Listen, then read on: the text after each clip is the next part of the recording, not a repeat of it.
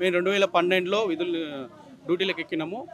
ఉమ్మడి ఆంధ్రప్రదేశ్లో అటు తెలంగాణ డివైడ్ అయిన తర్వాత ఆంధ్రప్రదేశ్లో ఉన్నటువంటి పార్ట్ టైం ఇన్స్ట్రక్టర్లకు ఎక్స్గ్రేషియా తర్వాత హెల్త్కి సంబంధించిన అన్ని సౌకర్యాలు అక్కడ ఉన్నాయి. కానీ ఇక్కడ తెలంగాణ రాష్ట్రంలో ఎలాంటి సౌకర్యాలు లేవు. మేము 2012లో విధులకు నిర్వహించినప్పుడు మాకు 4,500 రూపాయలు సాలరీస్ ఇచ్చారు. కానీ స్టేటు సెంట్రల్ రెండు కలిపేసి 2% కింద 9,126 రూపాయలు మాకు బడ్జెట్ శాంక్షన్ అయింది. మాకు రావాల్సిన బడ్జెట్ పూర్తి స్థాయిలో ఇవ్వకుండా వచ్చే దాంట్లోనే 60% వాళ్ళు తీసుకుంటూ మిగిలిన 40% మాత్రమే మాకు సాలరీస్ ఇవ్వడం అనేది జరుగుతుంది. అండ్ ముఖ్యంగా మేము విధులు నిర్వహించేది 2,242 మంది మేము పీటీఐలం ఉంటే టోటల్గా గవర్నమెంటు సెంట్రల్ గవర్నమెంట్కి 6,219 మందిని విధులు నిర్వహిస్తున్నట్టు చూపిస్తూ ఈ రోజు వరకు ప్రతి నెలకు 4.5 కోట్ల నుంచి 5 కోట్ల రూపాయల వరకు గవర్నమెంట్ ప్రతి నెల బడ్జెట్ తీసుకుంటుంది. కానీ మాకు రెగ్యులర్ చేసి మా సమగ్ర శిక్షలో ఉన్నటువంటి 19,325 ఎంప్లాయీస్ని రెగ్యులరైజ్ చేసి మాకు పే స్కేల్ ఇవ్వడానికి బడ్జెట్ లేదనేసి అప్పుల పాలైంది అనేసి చూపిస్తున్నారు. కానీ ఇప్పటి వరకు కూడా ప్రతి నెలకు మాకు అకౌంట్లో సాలరీ పడగానే వాళ్ళ గవర్నమెంట్ అకౌంట్లో 4.5 నుంచి 5 కోట్ల రూపాయలు వెళ్ళిపోతున్నాయి. మరి ఈ బడ్జెట్ అంతా ఎక్కడికి పోతుంది?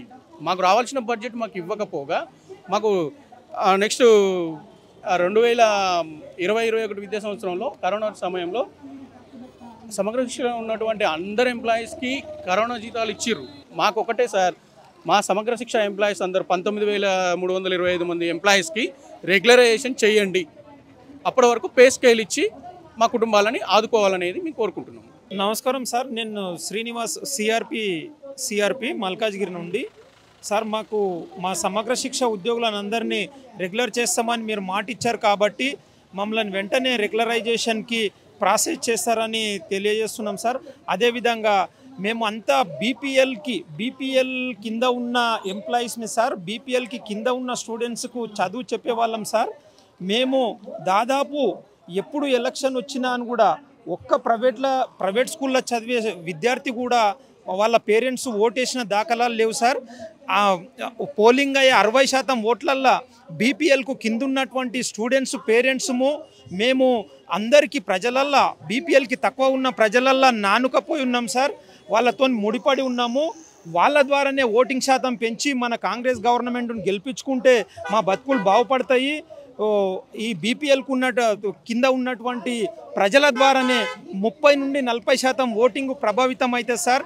మీరు మాకు న్యాయం చేయకపోవడం వలన మీకు చెడ్డ పేరు అనేటటువంటి వచ్చే అవకాశం ఉంది. మన ప్రజాప్రభుత్వము లక్ష్యం నెరవేరాలంటే మీరు వెంటనే మాకు ఇచ్చిన హామీని జీవో కాపీ ఇచ్చి కొన్ని రోజుల తర్వాత బడ్జెట్ ప్రాబ్లం ఉంటే కొన్ని నెలలు వాయిదా వేసన్న ఆ జీవో కాపీ ఇచ్చి పలానా డేట్ నుండి అమలు చేస్తున్నామని కోరుకుంటారని తెలియజేస్తూ సార్, మన కాంగ్రెస్ గవర్నమెంట్ను 3% ఓట్లతో గెలిపించుకున్నాం సార్.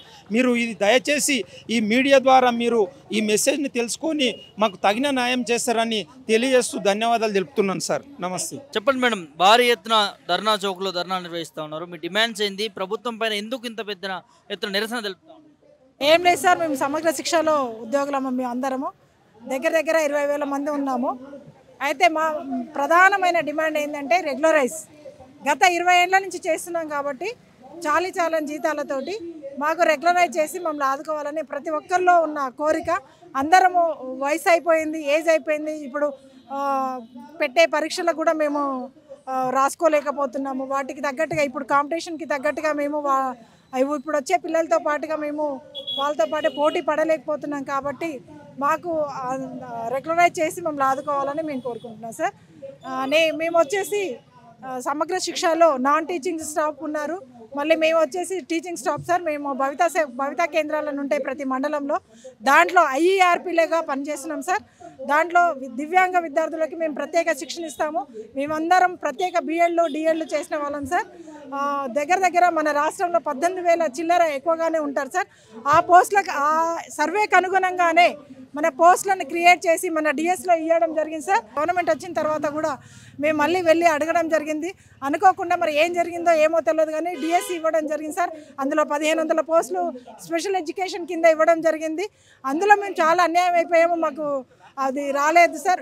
మాకు అందులో కనీసం వెయిటేజ్ ఇవ్వలేదు, ఏమి ఇవ్వలేదు. మాకు రెగ్యులరైజ్ చేయమన్నా చేయలేదు. మేము ఇప్పుడు వచ్చే వాళ్ళతో మేము పోటీపడి రాయలేకపోయాం సార్. మాకు ఏజ్ బార్ కూడా అయిపోయింది. కాబట్టి మాకు రెగ్యులరైజ్ చేయండి. ఈ దివ్యాంగ విద్యార్థులకు మేము చదువు చెప్పడం అనేది చాలా కీలకమైన అంశము. మేము రూరల్ ప్లేస్లలో వెళ్ళి మారుమూల గ్రామాలకు వెళ్ళి కూడా మేము చదువులు చెప్తున్నాము. భవిత సెంటర్ అనేది వాళ్ళకు ఒక వరంలాగా ఉంది. వాళ్ళకి చాలా ఖర్చుతో కూడుకున్న విద్య ఇది. సో ఆ విద్యకి ఇప్పుడు మేము సమయ కారణంగా మా పిల్లలు చాలా దూరం అవుతున్నారు సార్. ముఖ్యంగా వాళ్ళకి ఏంటనంటే మేము life skills, speech therapy, physiotherapy, ఇంకా అకాడమిక్ స్కిల్స్ ఇవన్నీ నేర్పిస్తాం సార్. వాళ్ళకి ఇవన్నీ దూరం అవుతున్నారు. వాళ్ళకి తెలియదు, అవగాహన లేదు. ఇక్కడికి రావాలి, నేషనల్ ఇన్స్టిట్యూట్స్కి రావాలి, స్వీకార్ అని ఉంటుంది, అక్కడికి రావాలి. అలాంటి ఇన్స్టిట్యూట్స్కి వచ్చి వాళ్ళకి చదువు చెప్పడం అనేది తెలియదు సార్. వాళ్ళు భవిత కేంద్రాలకు వచ్చి ఇప్పుడు చదువు నేర్చుకుంటున్నారు, దానికి దూరం అవుతున్నారు. మమ్మల్ని రెగ్యులర్ చేసి ఆదుకోమని కోరుకుంటున్నాం సార్. ఇది ఒక్కటే మా డిమాండ్. డిస్ట్రిక్ట్లో పార్ట్ టైం ఇన్స్ట్రక్టర్గా పనిచేస్తా. మాది పార్ట్ టైం అనేది ఒక పేరు, కానీ మేము ఫుల్ టైం పనిచేస్తుంటాము. మాకు 11,700 జీతం మాత్రమే వస్తుంది. మా గౌరవవేతనంగా తీసుకోవాలని రేవంత్ రెడ్డి సార్ని మేము కోరుకున్నాము. మేము మంది పిల్లల్ని చాలా ప్రేమగా, దగ్గరగా, వాళ్ళని ఎంతో విధంగా ఒక నైపుణ్యంతో కూడినటువంటి పిల్లల్ని మేము తయారు చేస్తున్నాం. కానీ మా పిల్లల్ని కనీసం చదువుకోవడానికి కూడా మా పిల్లలకి మేము ఆర్థిక పరిస్థితులు బాగాలేకుండా కూడా ఈరోజు రోడ్డు మీదకి రావాల్సి వచ్చింది. మేము రోస్టల్ పద్ధతిలోనే విత్ నోటిఫికేషన్ రోస్టల్ పద్ధతిలోనే మమ్మల్ని జాబ్లో రావడం జరిగింది సార్. మాకు ఇప్పుడున్న ధరల అనుగుణంగా చాలా ఎంత ఇబ్బందులు అంటే అంత ఇబ్బందులు సార్. మాకు ఇప్పుడు గవర్నమెంట్ టీచర్లైనా 100 రూపాయల టమాటాలు తింటారు, మేమైనా 100 రూపాయల టమాటాలు తింటాం.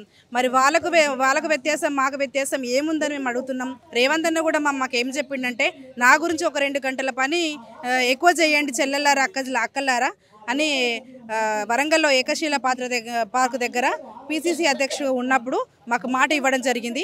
అప్పటి నుంచి కూడా ఇప్పటి దగ్గర మేము వెయిట్ చేసినాం. ఎందుకంటే లాభాల్లో లేదు, నష్టాల్లో ఉంది రాష్ట్రం అని అంటే అప్పటి నుంచి ఇప్పటి వరకు ప్రతి ఒక్క గడప తిరిగింది లేదు, ప్రతి గేట్ తట్టింది లేకుండా పోయింది. మాకు అందరి దగ్గర ఇచ్చినాం సార్. మొన్న సమ్మె నోటీసెస్ కూడా మా మీద ఎలాంటి కనికరం చూపకుండా సరే చర్చలకు పిలిస్తే కూడా ఇప్పటి దగ్గర సార్ మాకు 12 నెలల వేతనము అనేది మాకు 10 నెలల వేతనం వస్తుంది. 2 నెలలు టర్మినేట్ చేసి మాకు ఇంటి దగ్గర కూర్చుని పెడితే ఎంతసేపటికి ఎవరి దగ్గరకు పోయినా ఒక ఇంట్లో పనామ వస్తే 2 నెలల పనికి రాకుండా మీరు జీతం ఇస్తారా అనే వరకు వచ్చింది అది. ఎందుకంటే మాకు ఈ పరిధిలో ఉన్నాయి, ఎస్పీడీ పరిధిలో, విద్యాశాఖ పరిధిలో మాకు 12 నెలల జీతం కానీ, తర్వాత మెటర్నిటీ లీవ్స్ కానీ ప్రతి ఒక్కటి వాళ్ళ చేతుల్లోనే ఉన్నాయి. మా పిల్లల్ని కూడా మీరు దృష్టిలో పెట్టుకొని మా పిల్లల్ని చదువుకోవాలి, కనీసం ఒక చిన్న లోన్ పెట్టుకుందాం అనుకుంటే కూడా మాకు పే స్లిప్స్ లేవు సార్. ఈ రోజులో ఏ విధంగా కూడా మా పిల్లల్ని చదివించుకోలేకపోతున్నాం. ఈ పని కాకుండా వేరే పని చేసుకుందామంటే కూడా అక్కడ అటు కాకుండా ఇటు కాకుండా ఏదో ప్రభుత్వం సెక్టర్లో పనిచేస్తున్నాం కదా, ఏ రోజు కాకపోయినా ఈ రోజు కాకపోయినా వస్తుందేమో అని నడుచుకుంటూ వచ్చినాం. ఇప్పటికి మా ఓపిక నశించింది. ఈ రెగ్యులరైజే మా ఉద్దేశం. అందు గురించే 21 రోజుల నుంచి మేము ధర్నాలో, పోయిన నెల 6 తారీఖు నుంచి సమ్మెబాట పడ్డాం. ఆ రోజు నుంచి ఈ రోజు వరకు ప్రతి ఒక్క ఉపాధ్యాయ సంఘం వస్తుంది, మాట్లాడుతుంది, పోతుంది, కానీ మాకు ఎక్కడ న్యాయం జరగట్లేదు. కనీసం మీ మీడియా వారి ద్వారానైనా తెలుసు, రేవంత్ అన్నకి మా సమస్యలు అన్నీ తెలుసు, ఆయనకు తెలియదు అనే సమస్య లేదు సార్. మరి ఎందుకు మమ్మల్ని ఈ విధంగా మభ్యపెడుతున్నారో మాకు ఇంకా అర్థమైతలేదు. కనీసం ఏమవుతుంది విద్యాశాఖలో, ఏమవుతుంది మాకు ఒక మాట అయినా సరే తన నోటి ఉంటే చెప్తే కూడా మేము అర్థం చేసుకునే పరిస్థితిలో ఉన్నాం. సరే రెగ్యులర్ కాకపోతే తక్షణమే పే స్కేల్ అమలు చేయండి, మా అంతలో మేము బళ్ళకోతాం. ఈరోజు టీచర్లు అందరూ బయట వచ్చి కూర్చున్నారు సార్. పిల్లలకు షెడ్యూల్ వచ్చింది, 10th క్లాస్ పిల్లలకు వచ్చింది, ఇంటర్ పిల్లలకు వచ్చింది. మరి ఆ పిల్లలకు నష్టపోతే వాళ్ళు నష్టపోయినట్లేదా? ఒక మిడ్ డే మీల్స్లో ఒక చిన్న పురుగు వస్తే రాష్ట్రం అంతా అల్లకొల్లం అవుతుంది. మరి మా సమస్యల మీద ఎందుకు తీసుకోవట్లేదని మేము డిమాండ్ చేస్తున్నాం. మా పంతమే రెగ్యులరైజ్, లేదు అనుకుంటే పే స్కేల్ తక్షణమే అమలు చేయాలని మా సంఘం తరఫు నుంచి మేము కోరుకుంటున్నాం.